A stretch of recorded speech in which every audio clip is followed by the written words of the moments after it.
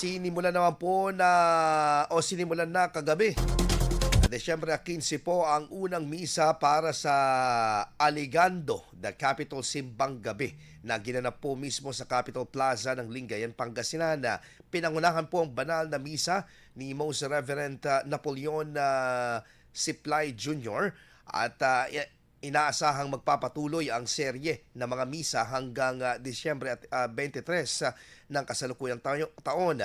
Kasabay nito isinagawa po rin ang simbang gabi sa iba't ibang bahagi ng bayan at lungsod ng lalawigan bilang bahagi ng paghahanda ng mga mananampalataya sa pagdiriwang ng Kapaskuhan.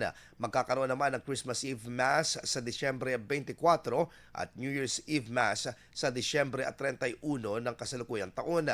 Matatandang nitong Disyembre 12 ay formal nang binuksan ang mga pailaw sa Kapitolyo bilang bahagi ng selebrasyon ng Kapaskuhan na naglalayong itaguyod ang pananampalataya, pagkakaisa at diwa ng Pasko sa mga Pangasinense.